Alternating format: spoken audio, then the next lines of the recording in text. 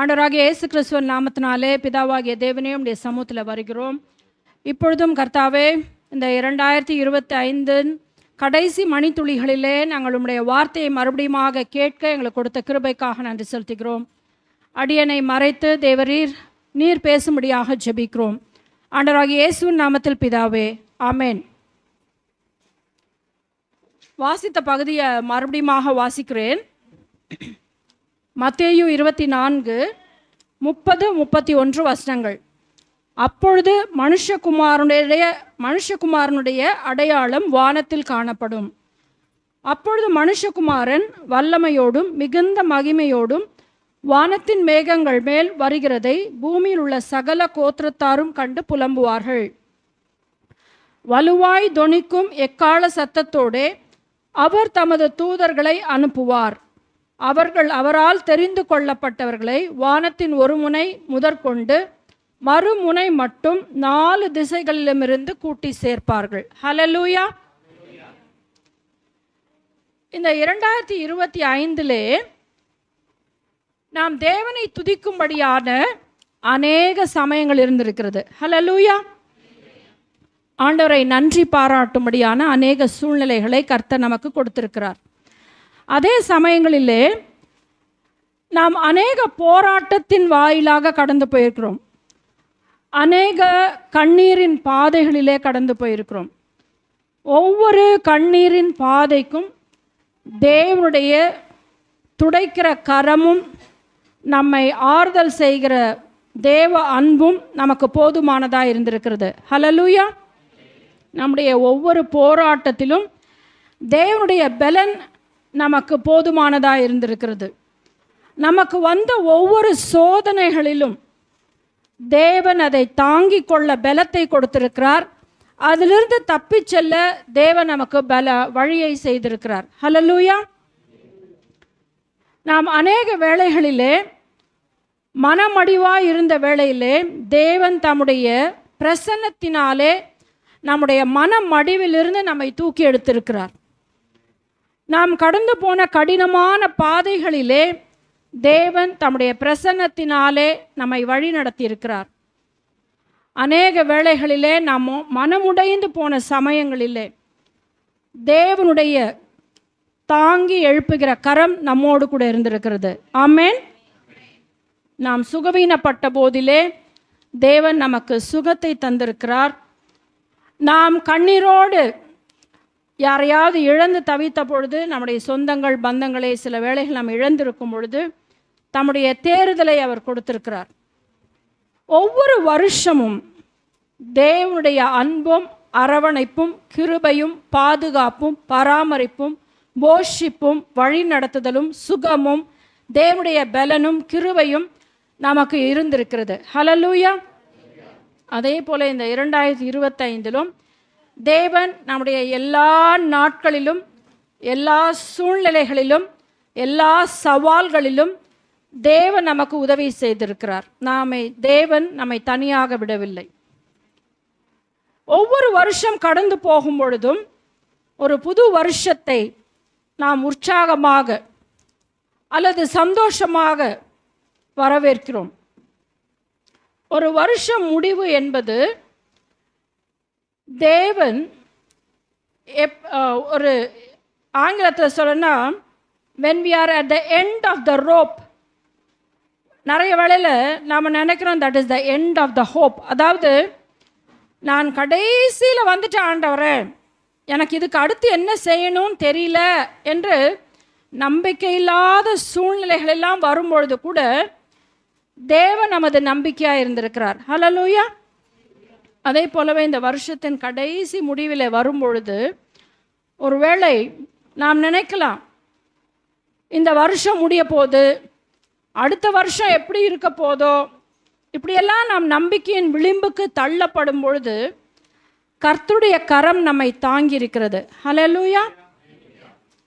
உயிர்த்தெழுந்து பரத்துக்கு எடுத்துக்கொள்ளப்படும் பொழுது அவர் சொன்ன ஒரு வார்த்தை, நான் உங்களுக்காக போய் ஒரு இடத்தை ஆயத்தம் பண்ணுகிறேன், ஆயத்தம் பண்ணின பிறகு நான் வந்து உங்களையும் அந்த இடத்துல நீங்கள் இருக்கும்படியாக அழைத்து கொண்டு செல்வேன் என்று சொல்லி ஒரு வார்த்தையை சொல்லியிருக்கிறார். ஆண்டவராகிய இயேசு கிறிஸ்து மறுபடியும் ராஜாதி ராஜாவாக வரப்போகிறார். ஹல்லேலூயா. ஆப்பிரிக்கா தேசத்தில் இபோ நோவா என்று சொல்லி ஒரு மனுஷர், அவர் இப்படியாக சொல்கிறாரு, டிசம்பர் 25 உலகம் அழிய போகிறது, ஆகையினாலே தேவன் எனக்கு நோவாவின் பேழையை போலவே செய்ய சொல்லியிருக்கிறான்னு சொல்லி அவர் 8 பேழைகளை கட்டினாராம். இந்த வருஷத்தில் நடந்த காரியம்.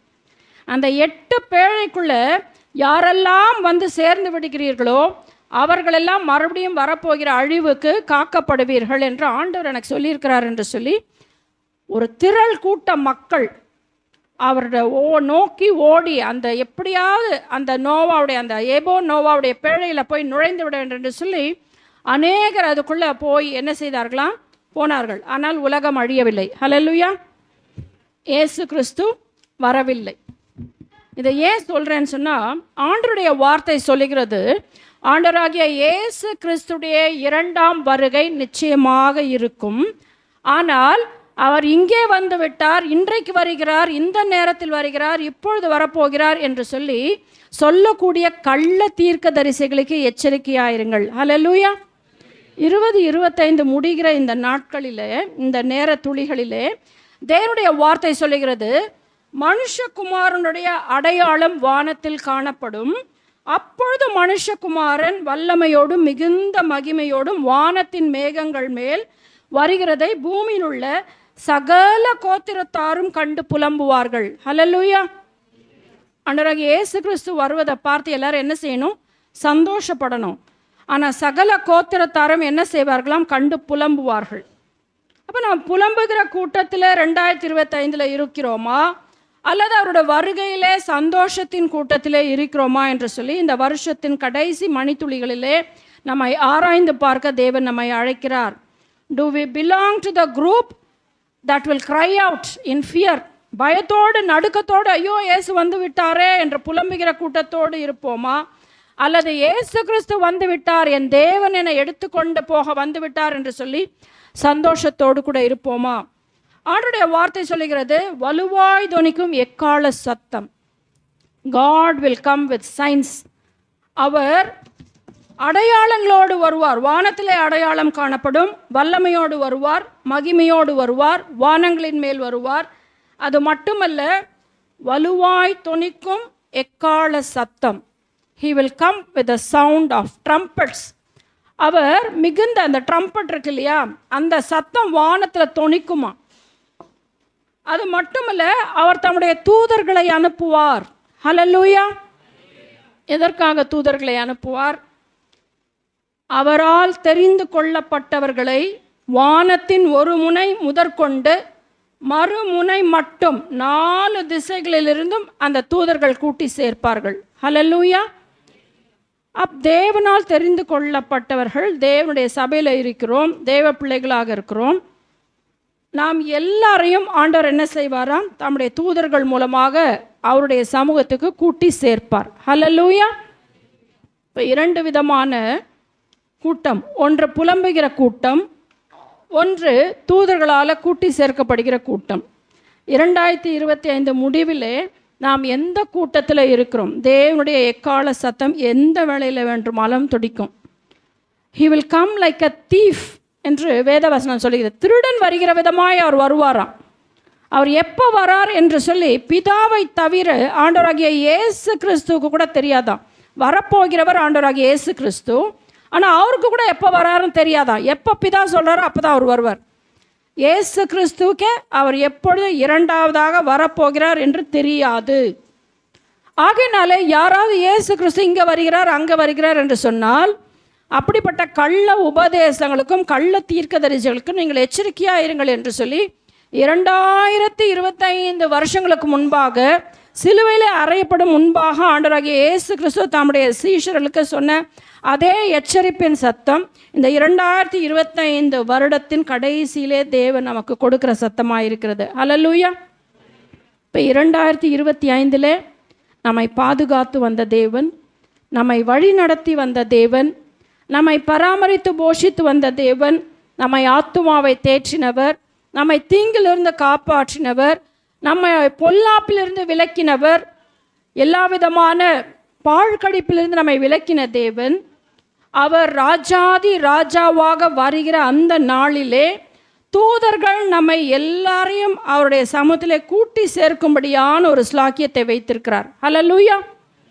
ஆகையினாலே இந்த எச்சரிப்பின் சத்தம் இந்த 2025 கடைசி மணித்துளிகளிலே தேவன் நமக்கு சொல்லுகிற காரியம், இதோ நான் வருகிறேன், இதோ நான் சீக்கிரமாய் வருகிறேன், ஆவியும் மணவாட்டியும் வா என்கிறார்கள், ஆமேன் என்று சொல்லி தேவனுடைய வார்த்தை சொல்லுகிறது.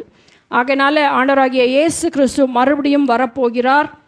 அவருடைய அடையாளம் வானத்திலே காணப்படும். அவர் வல்லமையோடு வருவார், அவர் மகிமையோடு வருவார், அவர் மேகங்கள் மீது வருவார். ஆனால் ஒரு கூட்டம் அவரை பார்த்து புலம்பும். அவரை குத்தின கண்கள் யாவும் அவரை பார்த்து என்ன செய்யுமா? புலம்புமா. இவர் ராஜாதி ராஜா என்று தெரியாமல் நாம் என்ன செய்தோம்? இவரை அசட்டை பண்ணினோமே, இவர் சொன்னபடி நான் வாழ்க்கை வாழவில்லையே, என் இஷ்டத்துக்கு நான் இருந்தேனே, நான் அவருடைய சத்தத்தை கேட்டும் நான் என்னை ஒப்பு கொடுக்கவில்லையே, பரவாயில்ல இன்னொரு வருஷம் பார்த்துக்கலாம், அடுத்த வருஷம் பார்த்துக்கலாம் என்று சொல்லி என் மனம் போன போக்கிலே நான் வாழ்ந்தேனே என்று சொல்லி அவருக்கு கீழ்ப்படியாமல் அவருடைய சத்தியத்தை கேட்டும் அவருடைய வழியிலே நடக்காதவர்கள் அதை கண்டு புலம்புவார்கள் என்று சொல்லி தேவனுடைய வார்த்தை சொல்லுகிறது. ஆனால் அவரால் தெரிந்து கொள்ளப்பட்டவர்களையோ வானத்தின் ஒரு முனை மட்டும், from the east to the west, from the north to the south, கிழக்கிலிருந்து மேற்கில் வரைக்கும், வடக்கிலிருந்து தெற்கு வரைக்கும் ஆண்டவர் என்ன செய்வாராம்? தம்முடைய தூதர்களை வைத்து ஒரு முனை முதற்கொண்டு மறுமுனை மட்டும் 4 திசைகளில் இருந்தும் அவர் கூட்டி சேர்ப்பார்கள். ஹல்லேலூயா. ஆகினால நமக்கு இந்த 2025 வருகிற தேவனுடைய எச்சரிப்பின் மற்றும் ஆறுதலின் அல்லது நம்பிக்கையின் செய்தி, ஆண்டவராகிய இயேசு கிறிஸ்து எக்கால சத்தத்தோடு வல்லமையோடும் மிகுந்த மகிமையோடும் வானத்தின் மேகங்கள் மேல் அவர் வரப்போகிறார். ஹல்லேலூயா. தம்முடைய elect, he is going to take the elect, அவரால் தெரிந்து கொள்ளப்பட்டவர்களை அவர் தம்மோடு இருக்கும்படியாக ஒரு முனை மட்டும் அடுத்த முனை மட்டும் 4 திசைகளிலிருந்தும் அவர் கூட்டி சேர்க்கும்படியாக வருகிறார். ஆகையினால அவருடைய வருகைக்காக 2026 வரை எத்தனை ஆயத்தத்தோடும் எத்தனை முயற்சியோடும் நம்ம இருக்கிறோமோ அதைவிட அவருடைய வருகைக்காக, அந்த எக்கால சொத்தத்துக்காக அவரோடு கூட்டி சேர்க்கப்படும்படியாக நாம் ஆயத்தமாகும்படியாய் தேவன் நம்மை அழைக்கிறார். அந்த ஆயத்தத்தோடு கூட இந்த 2025 நிறைவு செய்யும் பொழுது உண்மையாகவே 2026 தேவனோடு கூட இருக்கும்படியான ஒரு பெரிய ஸ்லாக்கியத்தை கர்த்தர் நமக்கு கொடுப்பார். கர்த்தர் அப்படி நம்மை ஆயத்தமாய் இருக்க தேவன் உதவி செய்வாராக. ஆமேன். இஸ்ரவேலே பயப்படாதே, நானே உன் தேவன். இஸ்ரவேலே பயப்படாதே, நானே உன் தேவன். வழியும் சத்தியமும் ஜீவனும் நானே. வழியும் சத்தியமும் ஜீவனும் நானே. இஸ்ரவேலே பயப்படாதே, நானே உன் தேவன். உன்னை நானே தெரிந்து கொண்டேனே, உன் பெயர் சொல்லி நான் அழைத்தேனே. உன்னை நானே தெரிந்து கொண்டேனே, உன் பெயர் சொல்லி நான் அழைத்தேனே. ஒருபோதும் நான் கைவிட மாட்டேன், கைவிட மாட்டேன். ஒருபோதும் நான் கைவிட மாட்டேன், கைவிட மாட்டேன். வழியும் சத்தியமும் ஜீவனும் நானே. வழியும் சத்தியமும் ஜீவனும் நானே. இஸ்ரவேலே பயப்படாதே, நானே உன் தேவன். தாய் மறந்தாலும் நான் மறவேனே மகனே மகனே தாய் மறந்தாலும் நான் மறவேனே உள்ளங்கையில் தாங்கி உள்ளங்கையில் தாங்கி உள்ளே ஒருபோதும் நான் மறப்பதில்லை மறந்து போவதில்லை ஒருபோதும் நான் மறப்பதில்லை மறந்து போவதில்லை இவ்வழியும் சத்தியமும் ஜீவனும் நானே வழியும் சத்தியமும் ஜீவனும் நானே இஸ்ரவேலே பயப்படாதே நானே உன் தேவன் இஸ்ரவேலே பயப்படாதே நானே உன் தேவன் தீயின் நடுவே நீ நடந்தாலும் மகனே மகளே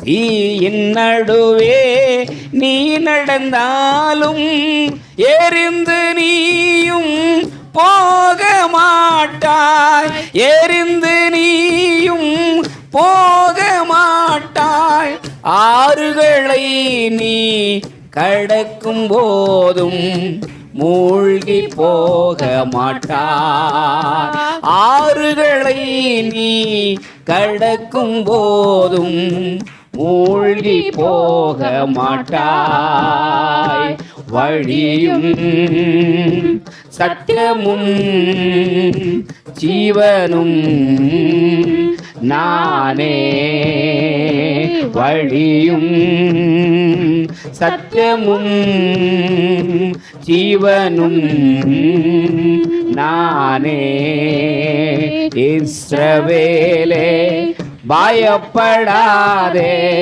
நானே உன் தேவன் இஸ்ரவேலே பயப்படாதே நானே உன் தேவன் துன்ப நேரம் சோர்ந்து விடாதே மகனே மகளே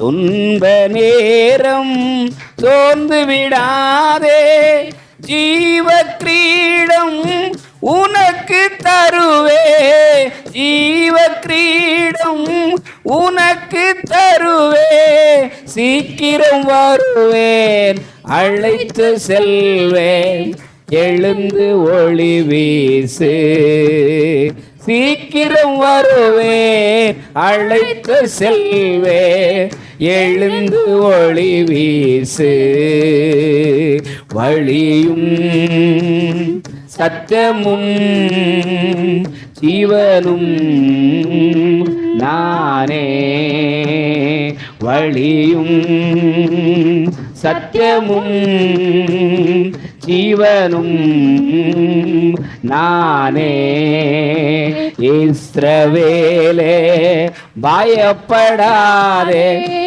நானே உன் தேவன் இஸ்ரவேலே பயப்படாதே நானே உன் தேவன் வழியும் சத்தியமும் ஜீவனும் நானே வழியும் சத்தியமும் ஜீவனும் நானே நான் உன்னை விட்டு விலகுவதில்லை நான் உன்னை என்றும் கைவிடுவதில்லை.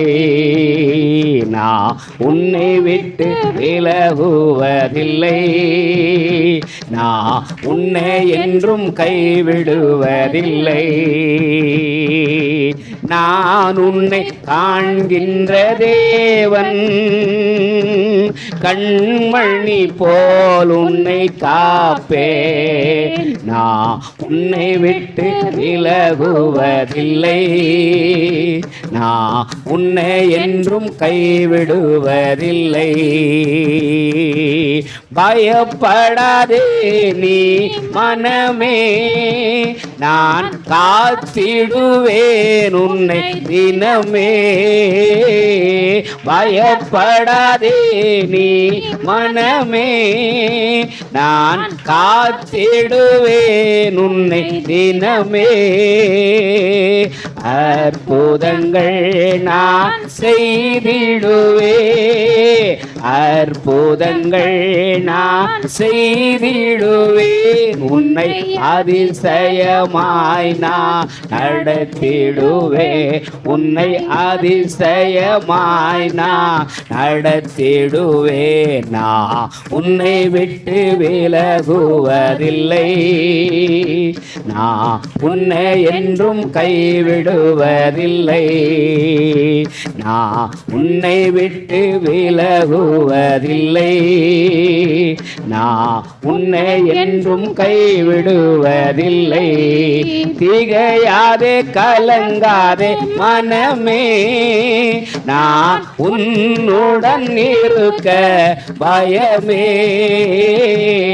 திகையாதே கலங்காதே மனமே, நான் உன்னுடன் இருக்க பயமே.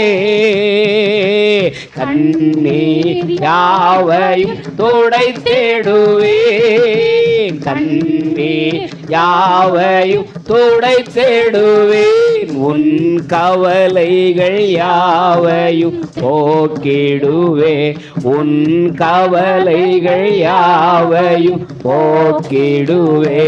நான் உன்னை விட்டு விலகுவதில்லை.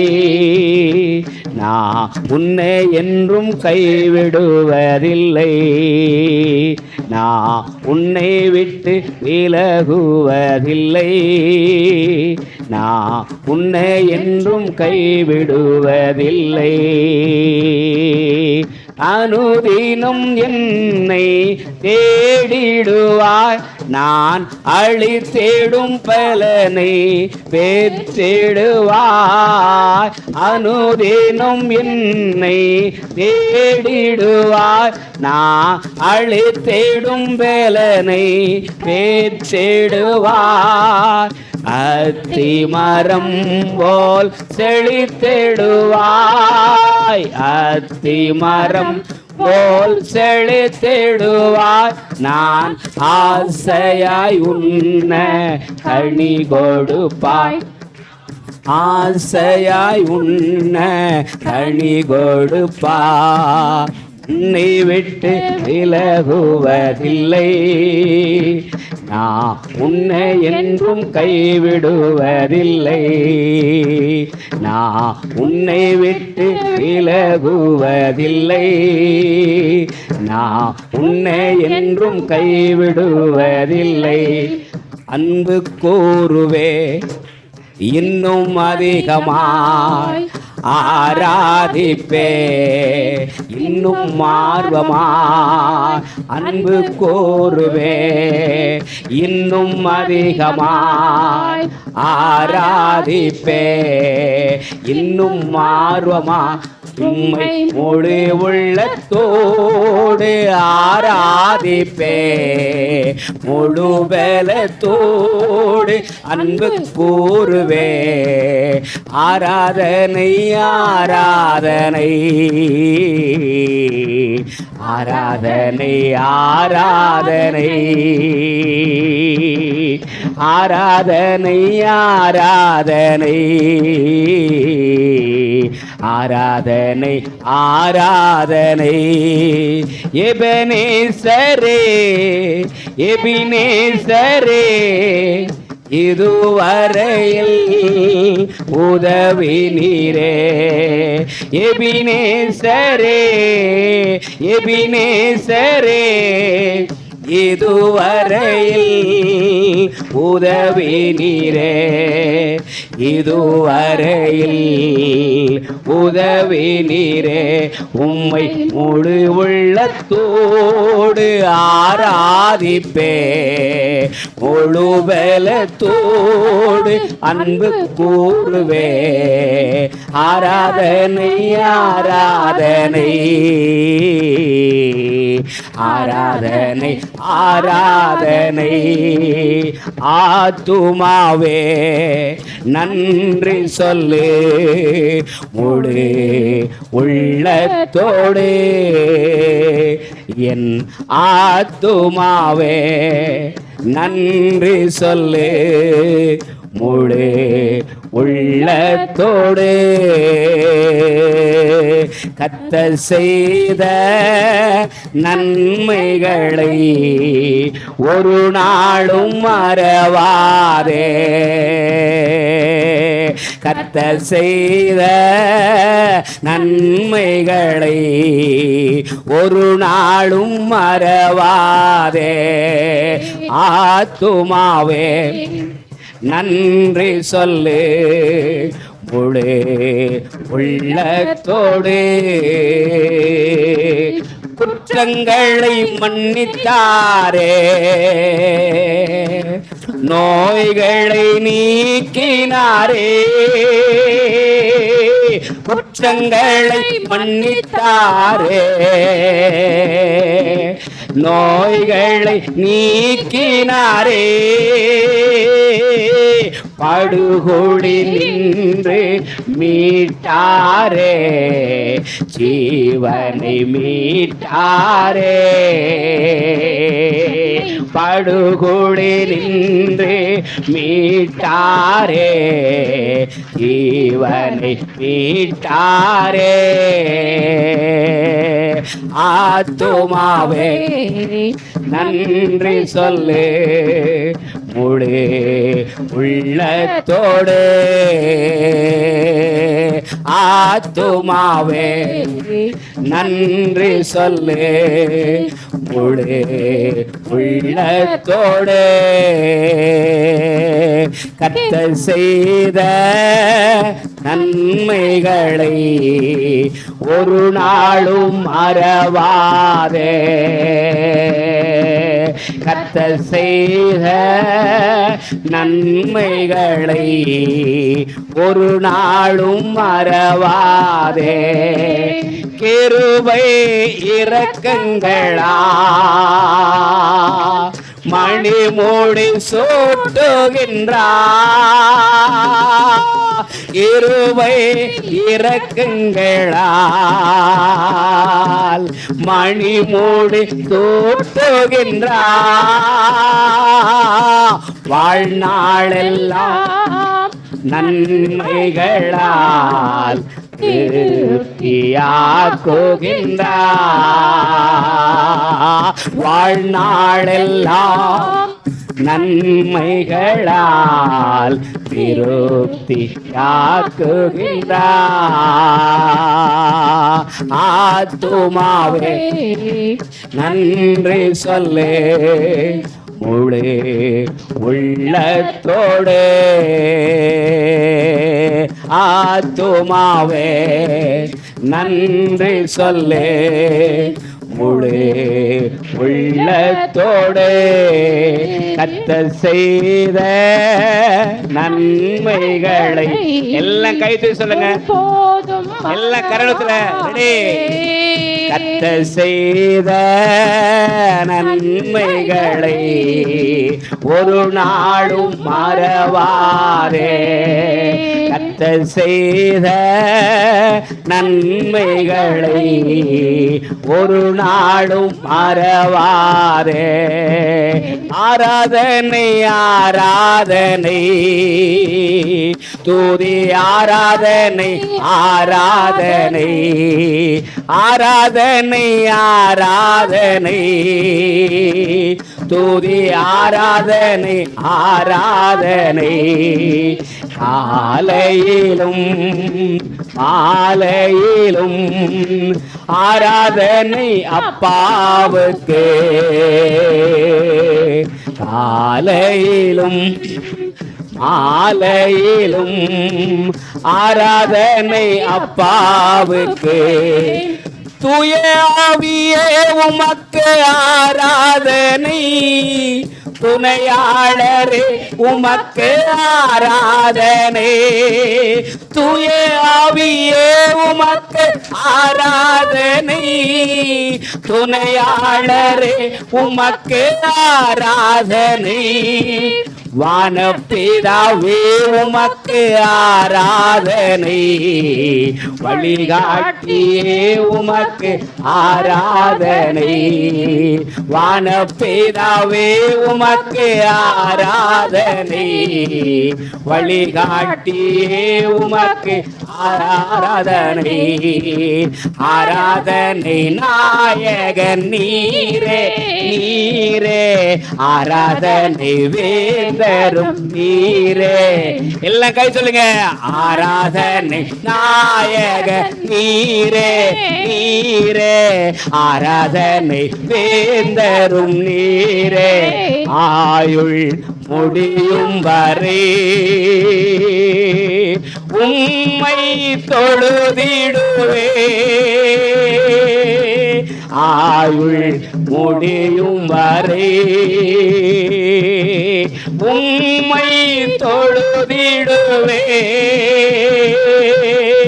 ஆராதனை நாயகன் நீரே நீரே. ஆராதனை வேந்தரும் நீரே. ஆயிரம் பேர்களில் சிறந்தோ ஆண்டவரே சுனீரே. ஆயிரம் பேர்களில் சிறந்தோ ஆண்டவரே சுனீரே.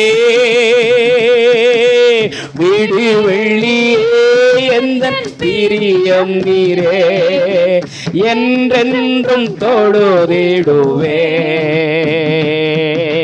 வீடு வெள்ளியே எந்த பிரியம் நீரே. என்றென்றும் தொழுதிடுவே. ஆராதனை நாயக நீரே நீரே. ஆராதனை வேந்தரும் நீரே. ஆராதனை நாயக நீரே நீரே. ஆராதனை வேந்தரும் நீரே.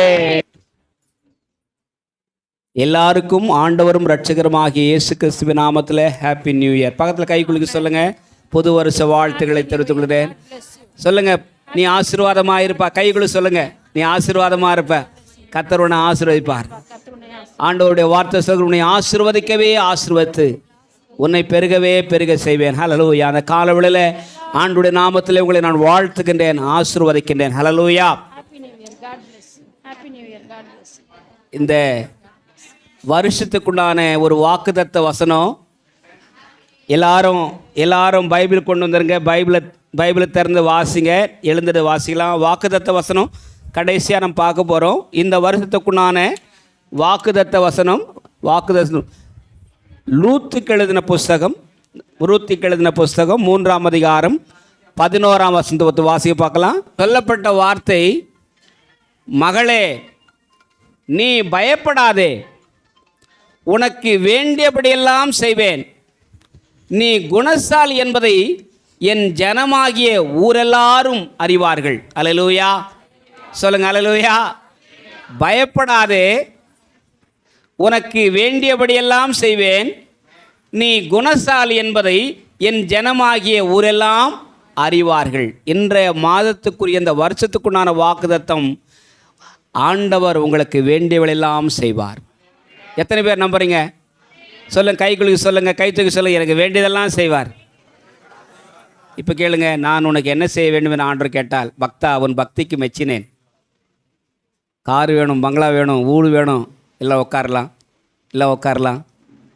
ஆண்டவருடைய வார்த்தை எவ்வளவு தெளிவாகவும் தீர்க்கமாகவும் இருக்கின்றது. எல்லாரும் உட்காரலாம். ரூத்தினுடைய புஸ்தகம் 4 அதிகாரங்கள் கொண்டது, 85 வசனங்கள் கொண்டது. இந்த ரூத்தின் புஸ்தகத்தை நாம் பார்க்கும்போது நியாயாதிபதியின் காலத்தில் சமூகத்தில் நடந்த ஒரு சோக கதை, அந்த சோகத்துக்கு பின்னால் மறைந்திருக்கும் நிஜ வாழ்வு, இறைவன் எவ்விதமாக தன் ஜனத்தின் மீது கடாட்சம் வைக்கின்றார், எவ்விதமாக தன் மக்களை அவர் வழிநடத்துகின்றார், எவ்விதமான மக்களை அவர் ஊக்குவிக்கின்றார் என்பதை குறித்து திட்டமும் தெளிவுமாக சொல்லப்படுகிற ஒரு சத்தியமுள்ள வார்த்தைகள் தான் இந்த 4 அதிகாரங்களிலே. முதல் அதிகாரத்தில் பார்க்கும்போது முதல் அதிகாரத்தில் முதல் 2 வசனங்களை வாசிங்க. ரூத்தின் புஸ்தகம் முதல் அதிகாரம் முதல் 2 வசனம் வாசிங்க. நியாயாதிபதிகள் நியாயம் விசாரித்து வரும் நாட்களில் தேசத்திலே பஞ்சம் உண்டாயிற்று. அப்பொழுது யூதாவில் உள்ள பெத்லகேம் ஊரானாகிய ஒரு மனுஷன் தன் மனைவியோடும் 2 குமாரரோடும் கூட மோவாப் தேசத்திலே போய் சஞ்சரித்தான். அந்த மனுஷனுடைய பேர் எலிமெலேக்கு. அவன் மனைவியின் பேர் நகோமி. அவனுடைய 2 குமாரரில் ஒருவன் பேர் மக்லோன், மற்றொருவன் பேர் கிலியோன்.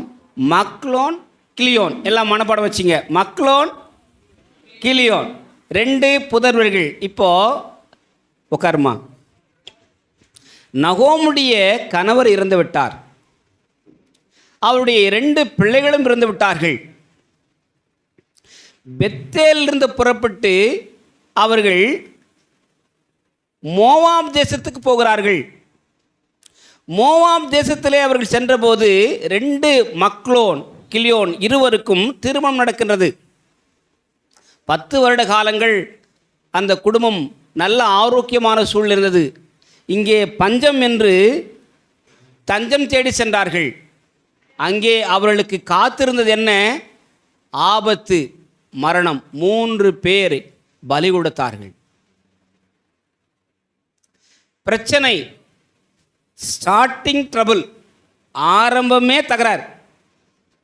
சோகத்தில் ஆரம்பிக்கின்றது. 3 பேருடைய மரணத்தை குறித்து பேசுகின்றது. 4ஆம் அதிகாரத்தில் இறுதியில் வாசிக்கும் போது 3 பேருடைய பிறப்பை குறித்து பேசுகின்றது. வாசியம் பார்க்கலாம். தாவீது,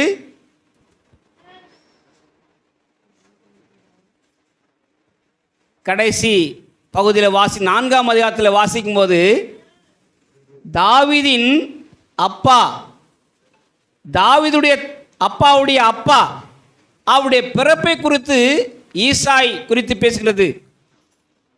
வாசிமா.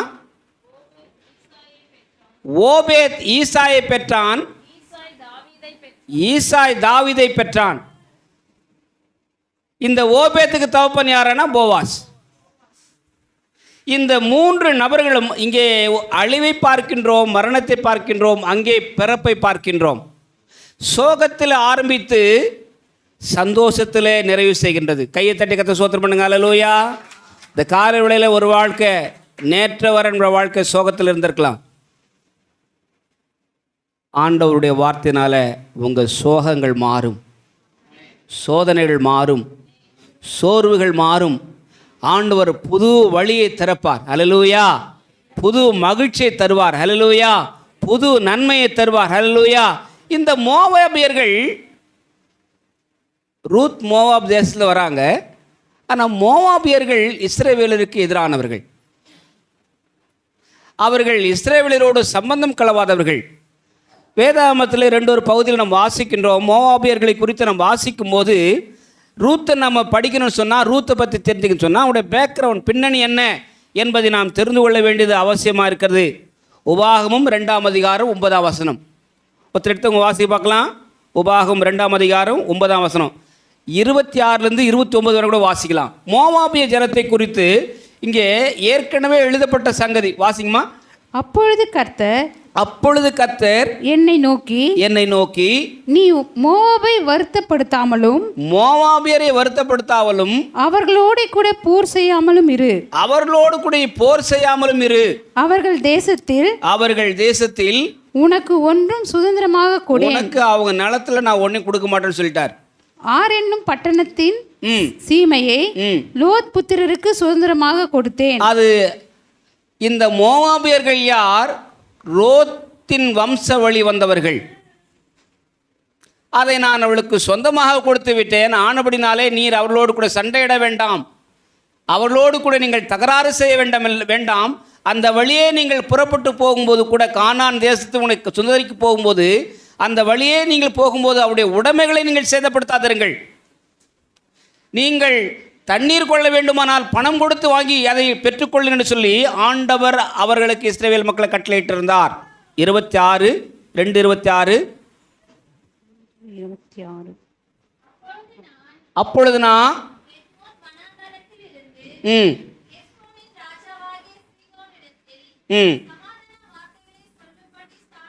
நீங்கள் அந்த பகுதி 29 வரை வாசி சொன்னால் 2 பேருக்குள்ள ஒரு சமாதான உறவுகள் ஏற்படுகிறது. ஆனாலும் கூட ஆண்டவர் மோவாபியர்களுக்கு, ஏனென்றால் மோவாபியர்கள் வழிபட்டு வந்த வழிபாட்டு முறைகள் வேறு, இஸ்ரவேல் மக்கள் வழிபட்டு வந்த யெகோவா தெய்வ வழிபாட்டு முறைமை வேறு. இவர்கள் அவரோடு கூட சம்பந்தம் கலக்க மாட்டார்கள், பெண்ணெடுக்க மாட்டார்கள்.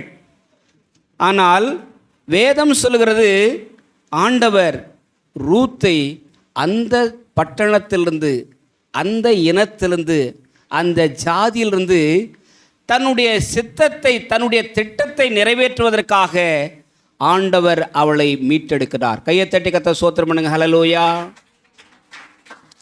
நம்ம ஒவ்வொருத்தரும் ஒவ்வொரு பகுதியிலேருந்து வந்திருக்கிறோம். நம்ம விட படிச்சு இருக்காங்க, நம்ம விட பட்டதாரி இருக்காங்க, நம்ம விட செல்வந்தர்கள் இருக்காங்க. ஏன் ஆண்டவர் நம்மை தெரிந்து கொண்டு வந்தார்? ஆண்டவர் ஏன் நம்மை செலக்ட் பண்ணிருக்கார்? நம்மை குறித்து ஆண்டவர் ஏதோ ஒரு திட்டத்தை வைத்திருக்கிறார். எத்தனை பேர் அனுப்புறீங்க? உங்களை குறித்து ஆண்டவர் ஏதோ ஒரு திட்டத்தை வைத்திருக்கிறார். அந்த திட்டம் நிறைவேறும் வரை ஆண்டவர் உங்களை விட்டு விலக மாட்டார். அந்த திட்டம் நிறைவேறும் வரை ஆண்டவர் உங்களை கைவிட மாட்டார். அல்லேலூயா. ரூத்தினுடைய வாழ்க்கையிலே நாம் படிக்கின்ற பாடம் என்ன?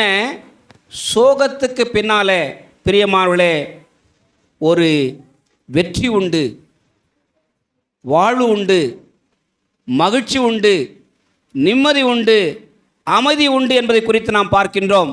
நீங்கள் உபாகமத்தின் புஸ்தகம், எண்ணாகமத்தின் புஸ்தகத்தில் வாசிக்கும்போது 23ஆம் அதிகாரத்திலிருந்து 25ஆம் அதிகாரம் வரை பேயோரின் குமாரனாகிய பிலேயாமை அழைத்து பாலாக் மன்னன், மோவாப் தேச மன்னர் இஸ்ரவேல் மக்களை சபிக்கும்படியாக 3 முறை அவர் சொல்லுகின்றார். இந்த பகுதியில் வாசிக்கும்போது ஆண்டவர் சொல்கிறார், இஸ்ரவேலுக்கு விரோதமாக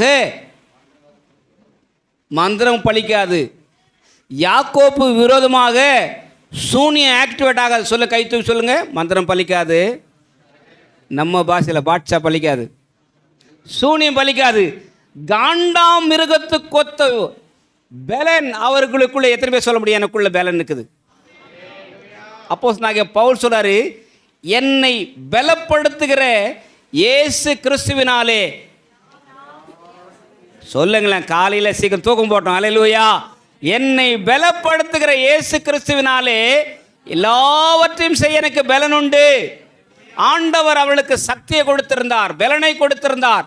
ஆண்டவர் இஸ்ரவேல் மக்களுக்கு ஆசீர்வாதத்தை கட்டிருந்தார். கர்த்தருடைய வார்த்தை சொல்கிறது, பிலேயாம் கூலிக்காக இஸ்ரவேல் மக்களை சபிப்பதற்காக அழைக்கப்பட்டான். அவன் சொல்றான், கர்த்தர் ஆசீர்வதிக்கிறார், நாம் மீற முடியாது சொல்றான். அல்லேலூயா. அவர் ஆசீர்வதிக்கிறார், நான் தடை செய்ய முடியாது என்று சொல்லி மறுபடியுமாக ஆண்டவர் இந்த பீலேயாம் இஸ்ரவேல் மக்களை சபிக்க போகும்போது தான் ஒரு கதை வருது. என்ன கதை வருது? கட்டுக்கதையில் நிஜ கதை. என்ன கதை? கழுதை கதை வருது. எத்தனை பேர் தெரியும்? கழுதை பேசுமா? இந்த கழுதை பேசுதோ இல்லையோ, அந்த கழுதை பேச்சு. எந்த கழுதை பேசுமோ இல்லையோ? ஆமாம், உட்கார்ற கழுதை, நிற்கிற கழுதை, நடக்கிற கழுதை, தூங்குற கழுதை பேசுமோ இல்லையோ, அந்த கழுதை பேசுது. அந்த கழுதை என்ன பேசுது? பிளஸ்ஸி இருக்கிறியா? என்ன பேசுது கழுதை? நான் உனக்கு என்னையா துரோகம் பண்ணேன். பக்கத்தில் பார்த்து கேளுங்க, பக்கத்தில் பாருங்க. நான் உனக்கு என்னையா துரோகம் பண்ணேன்?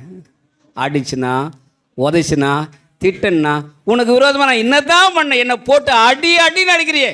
நிறைய வீடுகள் நடக்கிற விஷயம் தான்.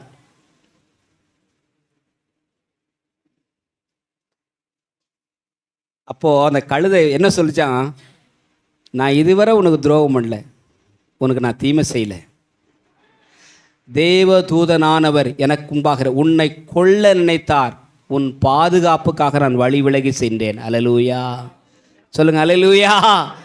இஸ்ரவேல் மக்களை சபிக்கும்படியாக ஒருவேளை அவன் புறப்பட்டு வந்தாலும் அந்த தடை செய்கிற ஆண்டவர் நம்மோடு கூட உண்டு. பிரைஸ் தி லார்ட், அல்லேலூயா. இந்த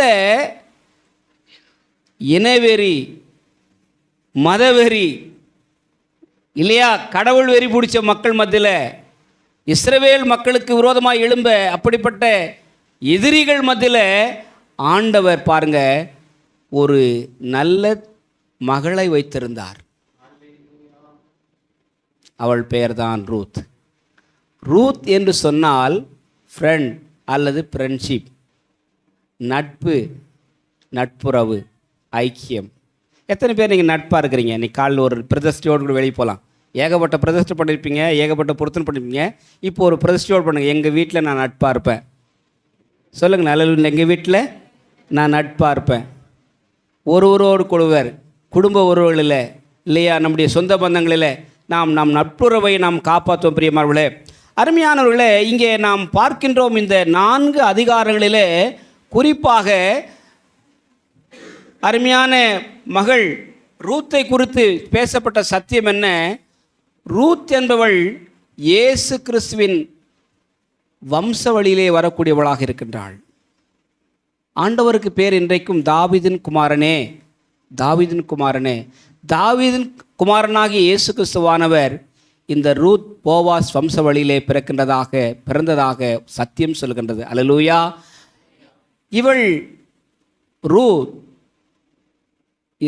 எபிரேய குலத்தை சார்ந்தவர் அல்ல, இஸ்ரவேல் குடும்பத்தை சார்ந்தவர் அல்ல. அவள் வேறு என கலப்பு திருமணம் எங்கே ஆரம்பிச்சிருக்கு பார்த்தீங்களா?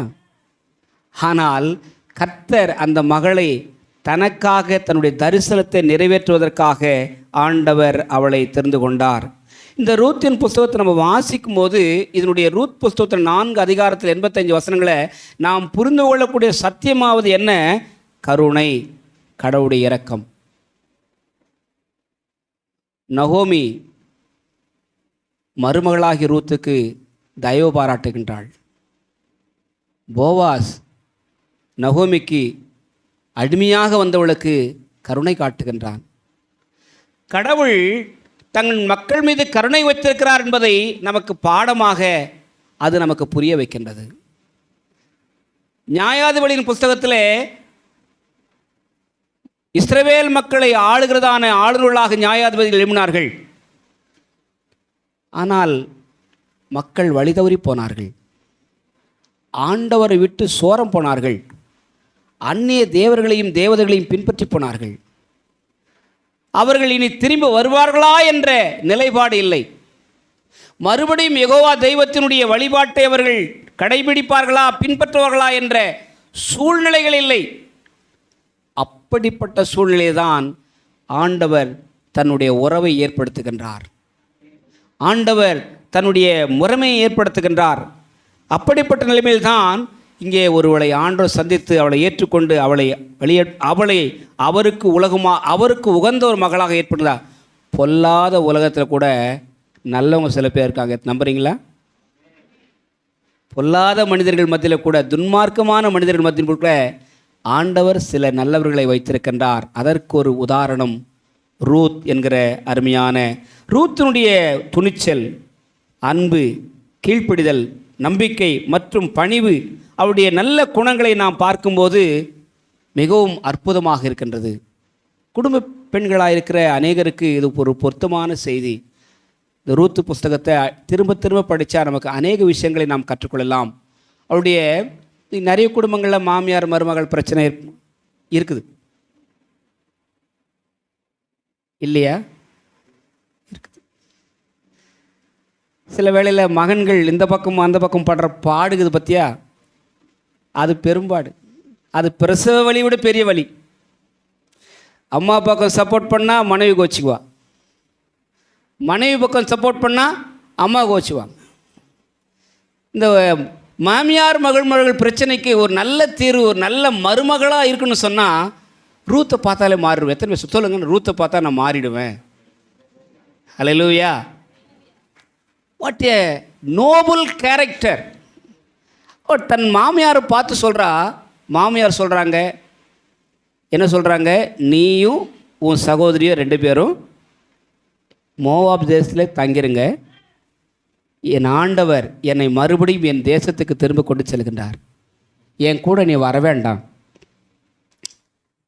3ஆம் அதிகாரத்தில் முதல் வசனம். நல்ல மாமியாருங்க. மாமியாருக்கு எத்தனை பேர் இருக்கீங்க? கை தூங்க பார்க்கலாம். 1 2 1 2. 3ஆம் அதிகாரம் முதல் வசனத்தை வாசிங்க பார்க்கலாம். பின்பு அவள் மாமியாகிய நகோமி அவளை நோக்கி, மாமியாகிய நகோமி ரூத்தை நோக்கி, என் மகளே, எல்லாருக்கும் சொல்லுங்க, என் மகளே.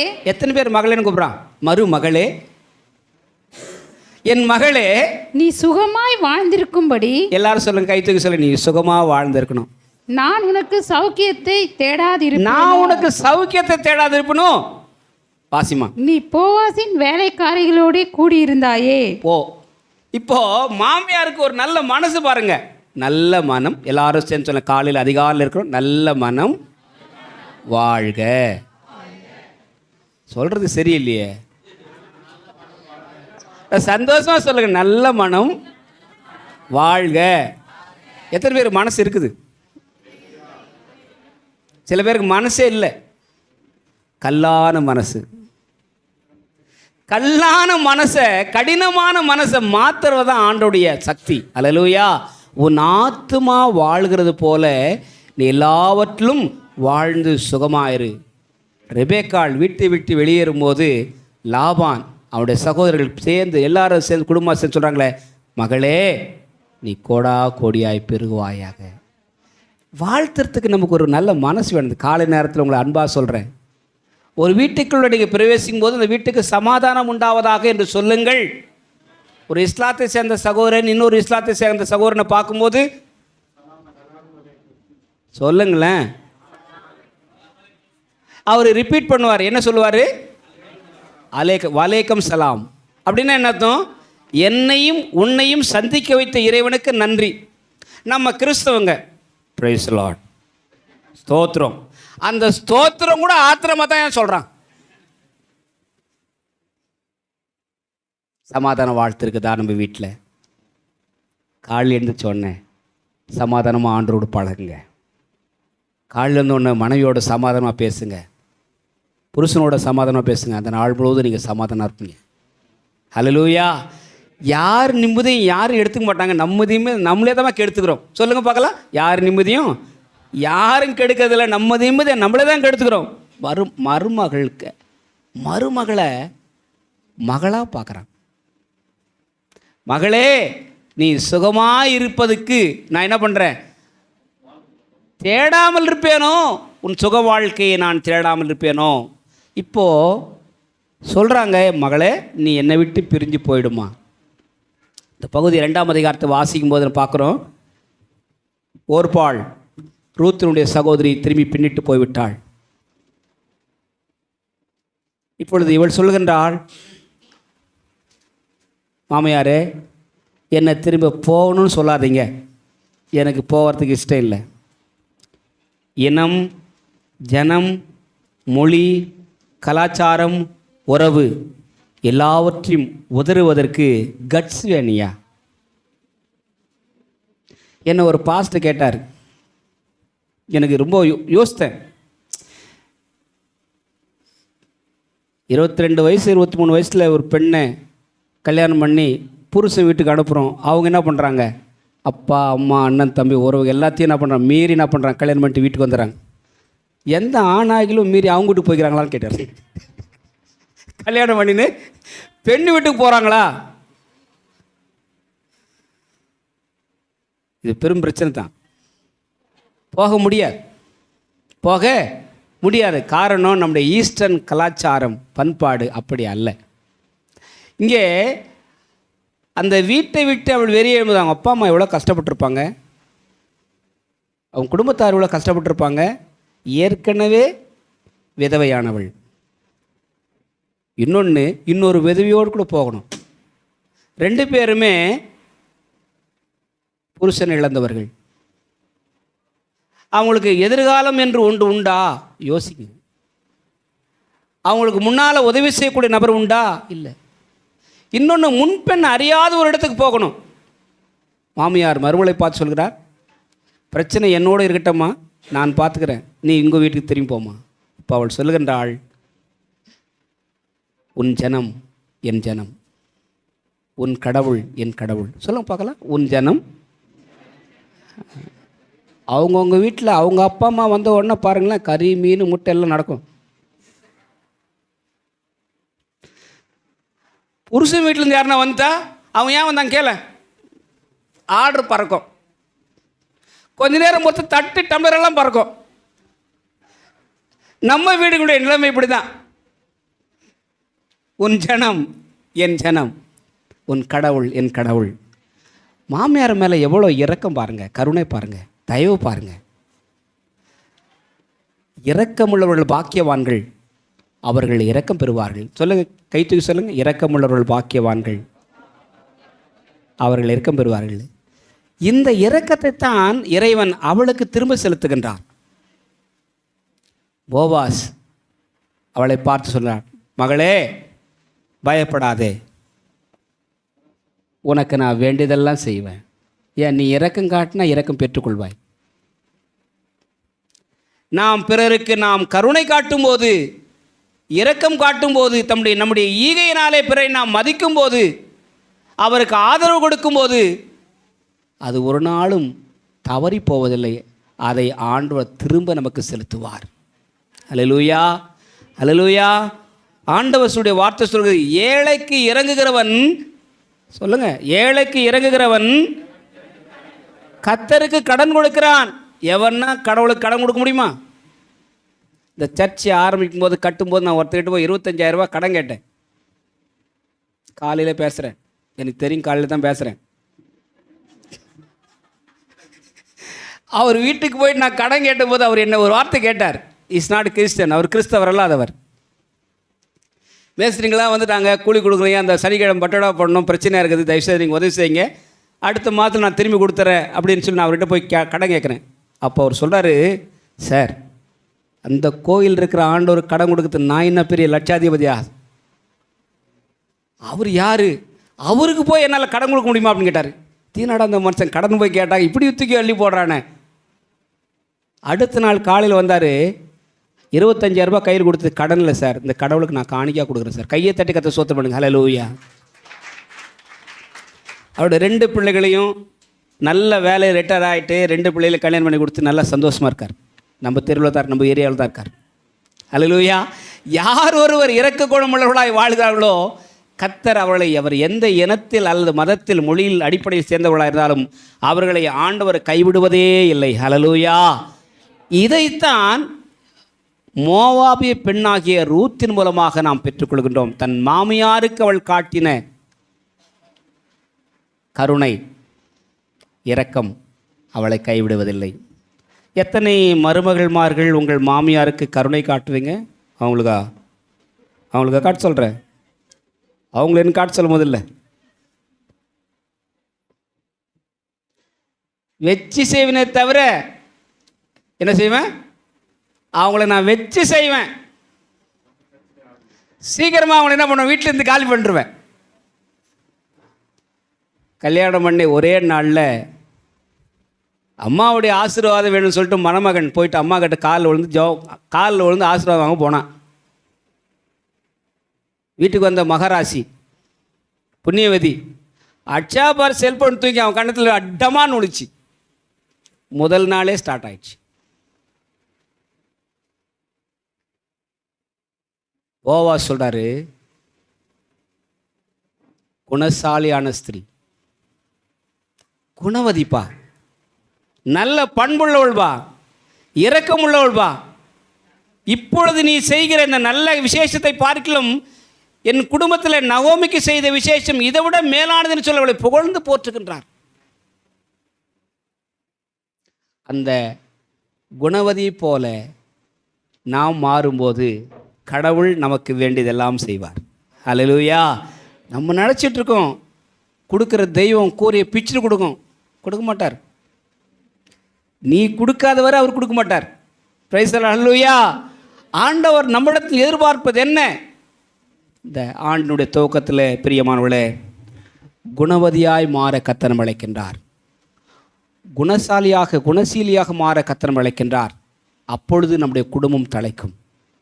அப்பொழுது நம்முடைய குடும்பத்தில் எல்லா விதமான ஆசீர்வாதங்களும் உண்டாயிருக்கும். நம்முடைய குடும்பத்தில் எல்லா விதமான நன்மைகளும் உண்டாயிருக்கும். பிரியமானவர்களே, கலாத்தியர் புஸ்தகத்தில் நாம் வாசிக்கின்றோம். அங்கே ஆண்டவருடைய வார்த்தை சொல்கிறது, கிறிஸ்துவுக்குள்ள ஆண் என்றும் இல்லை, பெண் என்றும் இல்லை, அடிமை என்றும் இல்லை, சுவாதீனம் என்றும் இல்லை. சொல்லுங்க, வாசிங்க. கலாத்தியர் புஸ்தகம் 3ஆம் அதிகாரம் 28ஆம் வாசிங்க. யூதன் என்றும் இல்லை, போவாஸ் யூதன், ரூத் யூதர் அல்லாதவ. யூதன் என்றும் இல்லை, கிரேக்கன் என்றும் இல்லை, அடிமை என்றும் இல்லை, சுவாதீனம் என்றும் இல்லை, இல்லை, நீங்கள் எல்லாரும் கிறிஸ்து இயேசுவுக்குள் ஒன்றாயிருக்கிறீர்கள். Price the Lord. ஹல்லேலூயா. அப்போ ஆண்டவர் என்னை பார்க்கிற பார்வை என்ன? நம்முடைய இனம், சாதி, மதம், குலம், கோத்திரம் நாம் பார்க்கிற பிரகாரமாக ஆண்டவர் மனுஷன் பார்க்கிற பிரகாரமாக நான் பாரேன். ஹல்லேலூயா. அப்போது ஆண்டோட பிள்ளைகளாக இருக்கிற நாம் இந்த துவக்க நாளில் யோசிப்பாப்போம், நாம் அடுத்தவர்களை எப்படி பார்க்கின்றோம், எப்படி பழகுகின்றோம்? அன்பானவர்களே, நம்முடைய பழக்கம், நம்முடைய வழக்கம், நம்முடைய பார்வை ஆண்டவர் பார்க்கிற பார்வையாக மாற வேண்டும். ஆண்டவர் சிந்திக்கிற சிந்தனையாக மாற வேண்டும். ஆண்டவர் பாருங்க, போவாஸ் மூலமாக ஒரு நல்ல வாழ்க்கையை தந்தார், நல்ல குடும்பத்தை தந்தார். எல்லாவற்றையும் விட்டு வந்த, யோசித்து பாருங்க, ஒரு கடின உழைப்பாளி. அவள் போயிட்டு என்ன பண்ணுறான், இந்த சீசனில் அரிக்கட்டுகளோட வேலை செய்கிறோடு கூட சேர்ந்து வேலை செஞ்சு அவர்கள் விட்டு செல்கிறதான அரிக்கட்டுடைய கதிர்களை ஒவ்வொன்றா பொறுக்கி எடுத்தாளாம். தனக்காகவும் தன்னுடைய பிழைப்புக்காகவும் தன் மாமியாருடைய பிழைப்புக்காகவும் கஷ்டப்பட்டு உழைத்து தன்னுடைய தேவையை சந்தித்து கொண்டாள். இப்படிப்பட்ட விடாமுயற்சி, தன்னம்பிக்கை, தன்னலமற்ற ஒரு வாழ்க்கை போவாஸ் பார்க்கின்றார். போவா போவா போர்வையால் என்னை மூடுமையா, போவா போவா போர்வையால் என்னை மூடுமையா. மாமியார் சொன்னபடியெல்லாம் நான் செஞ்சேன் அப்படின்னு சொல்கிறா பாருங்க. மாமி, நீங்கள் சொல்கிறபடியெல்லாம் நான் செய்கிறேன். எத்தனை பேர் மாமியார் சொல்கிறதெல்லாம் படியெல்லாம் செய்கிறோம்? முதல்ல நான் சொல்கிறபடியெல்லாம் எங்கள் மாமியார் செய்கிறாங்களான்னு கேளுங்க பாஸ்டர். நீங்கள் வேறு, அவங்க சொல்கிறது நான் கேட்கணுமா? மாமியார் சொன்னபடியெல்லாம் மருமகள் செய்தாள். அடிமை பெண் எப்பொழுதுமாக ஒரு புருஷனுடைய கால்மடியில் இருப்பார்கள். அந்த அடிமையை விவாகம் செய்ய அந்த புருஷனுக்கு அதிகாரம் உண்டு. யூதருடைய கலாச்சாரத்தில் நாம் அது தப்பாக நினச்சிட்டு இருப்போம். சில சமயத்தில் என்ன நினைக்கிறாங்க, ஒருவேளை அவள் தப்பாக ஒரு தவறு செய்தாங்க போனா. இல்லை, தவறு செய்வதற்காக போகலை. முறையான ஒரு வாழ்க்கை நான் வாழ வேண்டும், சரியான ஒரு திருமணம் நாம் செய்து கொள்ள வேண்டும். மாமியார் கற்றுக் கொடுத்த பாடம், அவன் நம்ம இனத்தான். உன்னை திருமணம் செய்யக்கூடிய சக்தி படைத்தவன், அந்த சமுதாயத்திலே அந்தஸ்துடையவன் ஆனபடினாலே நீ அவன் காலடியிலே போய் படுத்துக்கொள். தவறு செய்வதற்காக அல்ல, வாழ்க்கை முறைமையிலே அவள் வாழ்வதற்காக. காலையில் எழுந்து பார்க்குறான், அவளுக்கு தேவையான தானியத்தை கொடுக்குறான். மகளே பொறு, உனக்கு நான் நன்மை செய்வேன்.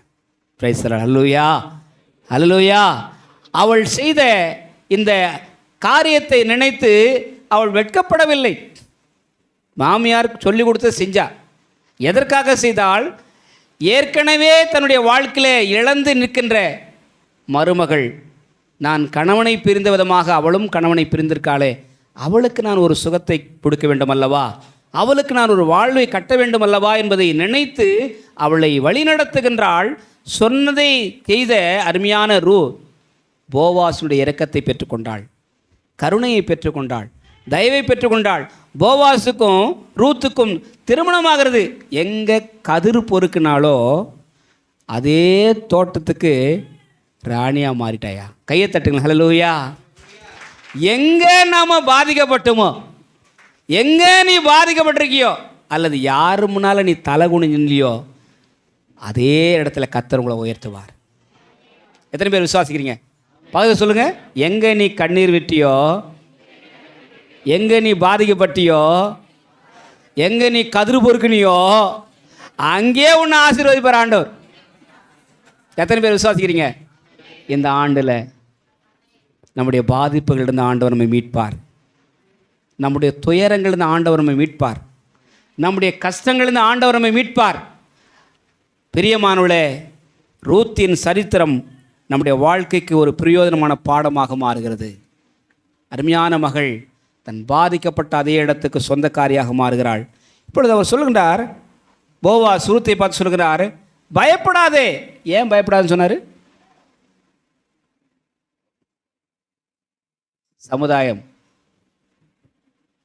உறவுகள், பின்னணியும், ஏற்கனவே இவள் திருமணமாகி கணவனை இழந்தவள். இருக்குமா இருக்காத அச்சம்? ஏற்றுக்கொள்வாரோ ஏற்றுக்கொள்ள மாட்டாரோ? சமுதாயம் என்னை ஏற்றுக்கொள்ளுமோ ஏற்றுக்கொள்ளாதோ? மனப்பிரமை, கஷ்டத்தோடு பாதிப்போடு கூட அவள் கடந்து வந்த பாதை திரும்பி பார்க்கிறாள். நான் இவரால் ஏற்றுக்கொள்ளப்படுவேனோ படமாட்டேனோ? அச்சம், திகில், பயம். அந்த நிலையில தான் போவாஸ் அவளை பார்த்து சொல்கின்றார், பயப்படாதே மகளே, நான் உனக்கு உதவி செய்வேன். நம்புறீங்களா? நாம் எங்கே பயந்துருக்கோமோ, தாவீது எழுதுகிற பாருங்க, நான் பயப்படும் நாளில் கர்த்தாவே உம்மை நம்புவேன். எல்லாரும் சேர்ந்து சொல்றான், நான் பயப்படும் நாளில் கர்த்தாவே உம்மை நம்புவேன். ஆண்டவர் ஆபிரகாமோடு பேசுகிறாரு. ஆதியாகமத்தின் புஸ்தகம் 15ஆம் அதிகாரம் 1 வசனம். ஆபிரகாமே பயப்படாதே, நான் உனக்கு துணையும் நான் உனக்கு கேடகுமா இருக்கிறேன். நான் உனக்கு மகா பெரிய பலனாயிருக்கின்றேன். வேதாகமத்தில் நம்ம வாசிக்கின்றோம் 365 முறை பயப்படாதே பயப்படாதே பயப்படாதே. எத்தனை முறை? 365 முறை. 41ஆம் அதிகாரம் ஏசாயாவின் புஸ்தகம் 10ஆம் வசனத்தை வாசிங்க. 41:10. ஆண்டவர் இன்றைக்கு நம்மை பார்த்து சொல்லுகின்றார். வாசிங்க பார்க்கலாம். 41:10. பயப்படாதே பயப்படாதே, நான் உன்னுடனே இருக்கிறேன். நான் உன்னுடனே இருக்கிறேன். திகையாதே திகையாதே, நான் உன் தேவன். நான் உன் தேவன். நான் உன்னை பலப்படுத்தி நான் உன்னை பலப்படுத்தி உனக்கு சகாயம் பண்ணுவேன். உனக்கு சகாயம் பண்ணுவேன். என் நீதியின் வலது கரத்தினால் உன்னை தாங்குவேன். என்னுடைய நீதியின் வலது கரத்தினால் உன்னை தாங்குவேன். வேண்டியதெல்லாம் செய்வன் போவாஸ் சொன்னார். என்ன வேண்டியது செஞ்சார்? பைபிளில் வாசிக்கின்றோம், தயை செய்தார். அந்த மகளுக்கு அவர் கொடுத்த தயை செய்தார். ரூத்தின் புஸ்தகம் 2ஆம் அதிகாரம் 1-4 வசனம் வாசிங்கன்னா, போவாஸின் தயவை ரூத் பெற்றுக்கொள்கின்றாள். 2ஆம் அதிகாரம் 5-10 வசனம் வாசி சொன்னால் வேதம் சொல்கிறது, ரூத்தை விசாரித்து ஆண்டவர் எப்படி தயவு செய்ய முடியுமோ, விசாரிக்க முடியுமோ அப்படி விசாரித்து நன்மை செய்தார். என்ன நன்மை செய்தார்? வாழ்க்கை துணையாக மாற்றிக்கொண்டார். அல்லேலூயா, அல்லேலூயா. வேதத்தில் வாசிக்கிறோம், 2ஆம் அதிகாரம் 11-12 வாசிக்கிறோம். எதெல்லாம் நீ உன் மாமியாருக்கு செய்தாயோ அந்த பலனையெல்லாம் நீ திரும்ப பெறுவாய் என்று வேதத்தில் வாசிக்கின்றோம். நீ செஞ்சதை ஆண்டவர் என்ன பண்ணாரு? நமக்கு திரும்ப செய்வார். பிரைஸ் தி லார்ட், அல்லேலூயா. ரூத்தினுடைய வாழ்க்கையில நாம் பார்க்கின்றோம், நாம் பிறருக்கு தயவு செய்யும் போது ஆண்டவர் நமக்கு தயவு கொடுக்கக்கூடியவராக இருக்கின்றார், பலன் கொடுக்கக்கூடியவராக இருக்கின்றார். வேதம் சொல்கிறது 126ஆம் சங்கீதம் 3ஆம் வசனம், ஆண்டவர் உங்கள் வாழ்க்கையில் பெரிய காரியங்களை செய்வார். ஆண்டவருக்கு நீங்கள் சின்ன காரியங்கள் செய்யுங்க, ஆண்டவர் உங்களை பெரிய காரியங்கள் செய்வார். ஆண்டவர் நித்தமும் வழிநடத்துவார். வறட்சியான காலங்களிலே ஆண்டவர் வழிநடத்துவார். 113ஆம் சங்கீதம் 12ஆம் வசனம் சொல்கிறது, ஆண்டவர் நம்மை ஆசீர்வதிப்பார். அது மட்டுமல்ல, ரோமர் 4ஆம் அதிகாரம் 17ஆம் வசனம் சொல்கிறது, அவருடைய கிருபையை நமக்கு ஆண்டவர் காட்டுப்பார். சங்கீதம் 118:6 வாசிக்கின்றோம், ஆண்டவர் நமக்கு பாதுகாப்பு தருவார். நம்புறீங்களா? பிரச்சனையோடு கூட வாழ்ந்த வாழ்க்கை ஆண்டவர் ஒரு செக்யூர்ட் லைஃப், பாதுகாப்பான ஒரு வாழ்க்கை ரூத்துக்கு ஆண்டவர் கட்டி கொடுத்தார். அதனால தான் பைபிளில் நிறைய பகுதிகள் சொல்லுதும், மனைவியை கண்டடைகிறவன் நன்மையை கண்டடைகிறான். சொல்லுங்கள் கணவன்மார்களாக சொல்லுங்கள், மனைவியை கண்டடைகிறவன் நன்மையை கண்டடைகிறான், ஆண்டவரிடத்திலிருந்து தயவையும் பெற்றுக்கொள்கிறான். அப்போ கல்யாணம் ஆகாதவங்கெல்லாம் சீக்கிரமாக கல்யாணம் பண்ணுன்னு சொல்லுது பைபிள். மனைவியை கண்டடைகிறவன், குணசாலியான ஸ்திரியை கண்டுபிடிப்பவன் யார்? அவருடைய விலை முத்துக்களை பார்க்கிலும் வெளியேற பெற்றது. ஒரு நல்ல உறவு, நல்ல வாழ்க்கையை நம்ம கட்டுவதற்காக ஆண்டவர் வழி நடத்துகிறார். இன்றைக்கு நம்ம யோசித்து பார்ப்போம், அநேக காரியங்களை குறித்து நாம் யோசித்து கொண்டிருந்தோம். நான் ஒரு நல்ல மாமியாராக இருக்கிறேன்னா, நல்ல மருமகளாக இருக்கிறேன்னா,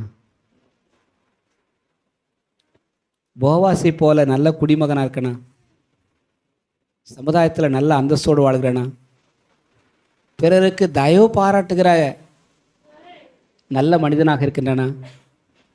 நல்ல கேள்வி இல்லையா அது நமக்கு? நம்ம ஆவில துள்ளலாம், ஜெபம் பண்ணலாம், பெரிய பெரிய வார்த்தை பிரசங்கம் பண்ணலாம், பாட்டு பாடலாம், வர்ஷிப் நடத்தலாம், ஆழம் பண்ணலாம், நல்லவங்களாக வாழ பழகும். அல்லேலூயா. கருணை உள்ள மக்களாக வாழ பழகும், இரக்கமுள்ள மக்களாக வாழ பழகும், உதவி செய்கிற மக்களாக வாழ பழகும். சமுதாயத்தில் பேரோடும் அந்தஸ்தோடும் வாழ ஆண்டவர் நமக்கு உதவி செய்யக்கூடியவராக இருக்கின்றார். ரூத்தை கொண்டு ஆண்டவர் இன்றைக்கு நம்மோடு பேசியிருக்கின்றார். தன்னுடைய மாமியாருக்கு அடக்கமுள்ளவளாக இருந்தாள். அது மட்டுமல்ல, போவாசனுடைய இரக்கத்தையும் கருணையும் பெற்றுக்கொள்ள ஒரு பெரிய சாதனை பண்ணல, சொன்னதை செஞ்சார். நம்முடைய வாழ்க்கையில் நாம் ஆண்டவர் சொன்னதை செய்கின்றோமா, அல்லது நாம் இஷ்டம் போல் நம்ம சொல்லிட்டு வாழ்கிறோமா? ஆண்டவர் நமக்கு வேண்டியதெல்லாம் செய்ய விரும்புகின்றார். ஆனால் இன்றைக்கு கேள்வி, நாம் அவர் நம்மிடத்தில் எதிர்பார்ப்பதை நாம் செய்கின்றோமா? இந்த வருஷத்தில் இப்படி ஒரு தீர்மானத்தை நம்ம எடுப்போம், ஆண்டவரே நான் என் போக்கிலே நான் போகக்கூடாது, என் வழியிலே நான் போகக்கூடாது, எனக்கு நீங்கள் உதவி செய்யுங்க ஆண்டவரே, உமது பாதையிலே நான் எனக்கு உதவி செய்யும் ஆண்டவரே, உமது வழியை பின்பற்ற எனக்கு உதவி செய்யும் ஆண்டவரே. ஆண்டவரே, ஒருவேளை இன்றைய நாட்களினுடைய வாழ்க்கை சோகமாக இருக்கலாம். இந்த சோகங்கள் மறைவதற்கு சாமி இவள் எல்லாவற்றையும் விட்டுவிட்டு உம்மை பின்பற்றி வாழ எனக்கு உதவி செய்யும் ஆண்டவரே. எத்தனை பேர் விசுவாசிக்கிறீங்க? நாம் ஆண்டவரை பின்பற்றி வாழும்போது, ஆண்டவரை மட்டுமே நாம் சார்ந்து கொண்டு வாழும்போது, முன்னிலைமை பார்க்கிலும் பின்னிலைமை பார்க்கிலும், முன்னிலைமை யோபினுடைய முன்னிலைமை பார்க்கிலும் பின்னிலைமையை கர்த்தர் இரட்டத்தனையும் ஆசீர்வதித்தார். இழந்து போன ஆசீர்வாதங்கள், இழந்து போன நன்மைகள், இழந்து போன காரியங்களை ஆண்டவர் நமக்கு திரும்ப தர அவர் சத்துவம் உள்ளவராக இருக்கிறார். அவர் உங்கள் மன விருப்பத்தின்படி உங்களுக்கு தந்தவர்களாக. பக்கத்தில் சொல்லுங்க, ஆண்டவர் உங்கள் மன விருப்பத்தின்படி உங்களுக்கு தந்துள்ளார். வேண்டியதெல்லாம் ஆண்டவர்கள் செய்வார். இந்த வருஷத்தில் வீடு வாங்கணும்னு நினைக்கிறீங்களா? கொடுப்பார். கார் வாங்கணும்னு நினைக்கிறீங்களா? கொடுப்பார். வீடு கட்டு நினைக்கிறீங்களா? கொடுப்பார். வேலை கிடைக்க நினைக்கிறீங்களா? வருமானம் வாங்கணும்னு வரணும்னு நினைக்கிறீங்களா? கொடுப்பார். எத்தனை பேர் நம்புறீங்க? நான் வேண்டுகிறதற்கும் கேட்கிறதுக்கும் அதிகமாய் நம்மில் கிரியை செய்ய வல்லமையுள்ளவராக இருக்கிறார். வேதம் சொல்கிறது அவர் இல்லாதவைகளை இருக்கிறவளை போல அழைக்கிறதையும். இதைத்தான் ரூத் தன் வாழ்க்கையை கற்றுக்கொண்டார். என் பின்னால வாழ்க்கையில் நான் எதையுமே அனுபவிக்கவில்லை. குடும்பத்தாரால், சொந்தங்களால், உறவுகளால், கணவரால் அனுபவிக்க முடியாத ஆண்டவர் எனக்கு தருவார் என்று நம்பி, உன் ஜனம் என் ஜனம், உன் கடவுள் என் கடவுள் என்று சொல்லி ஆண்டவரை மட்டும் சார்ந்து மோவாப் தேசத்தை விட்டு பெத்தேலுக்கு வந்தார். பெத்தேல் என்ன? பெத்தேல் என்ன? பெத்தேல்னா என்ன? சத்தமாக சொல்லுங்க. பெத்தேல்னா என்ன? லூஸ் என்ற இடத்த யாக்கோபு என்ன பண்ணுறான்? ஜெபம் பண்ணி பெத்தேலாக மாற்றிட்டான். கையை தட்டி கத்த சோத்திரம் பண்ணுங்க. இதுக்கு முன்னால் அந்த ஊருக்கு பேர் லூசான். ஆனால் அந்த இடத்துல வானதூதர்கள் இறங்குகிறதையும் ஏறுகிறதையும் கண்டு இந்த வானத்தின் வாசலே அல்லாமல் வேறொன்றும் அல்ல என்று சொல்லி அந்த இடத்துக்கு பெத்தேல் என்று பெயரிட்டான். தேவனுடைய வீடு, எல் பெத்தேல், தேவனை ஆராதிக்க வீடு. எல்லாரும் எழுந்திருக்கலாம், எல்லாரும் எழுந்திருக்கலாம். நான் வாசமாக இருக்க வீடு பெத்தேலாக மாறணும். எத்தனை பேர் நம்புறீங்க? ஹல்லேலூயா. கடவுள் வாழும் ஸ்தலமாக என் வீடு விளங்கும். ஹல்லேலூயா. அந்த வீட்டிலே நான் புண்ணியவதியாக, பாக்கியவதியாக, ஆண்டோடைய ஆசீர்வாதங்களை பெற்றுக்கொண்ட மகளாக வாழ்வேன். என் வீடு ஆசீர்வதிக்கப்பட்டிருக்கும். என் வீட்டுக்குள்ளே சொல்லுங்க, அலங்கத்துக்குள்ளே சமாதானம். என் அரண்மனைக்குள்ளே எத்தனை பேர் விசுவாசிக்கிறீங்க? உங்கள் அரண்மனை சௌக்கியமாக இருக்கும். உங்கள் காம்பவுண்ட் வால் சௌக்கியமாக இருக்கும். திருடன் வரமாட்டான், நல்ல பாம்பு வராது, கெட்ட பாம்பு வராது, எந்த தீமையும் எந்த தீங்கும் என்ற பொட்டு பூச்சியும் வராது. எத்தனை பேர் விசுவாசிக்கிறீங்க? ஆண்டவரே நம்முடைய பாதுகாப்பாக இருப்பார். ஹல்லேலூயா. கண்கள் மூடலாமா? ஒரு நிமிஷம் சொல்லலாம். ஹல்லேலூயா. ஆண்டவரே, உடைய நாமத்தில் வந்திருக்கிற சாமி, ஆண்டவரே, இன்றைக்கு உடைய வார்த்தையை கேட்டிருக்கிற சாமி, எனக்கு வேண்டியதெல்லாம் நீ செய்வதற்கு ஆண்டவரே உமக்கு பிரியமானது செய்ய எனக்கு கற்றுத்தாரும் ஆண்டவரே. ஹல்லேலூயா. ஹல்லேலூயா.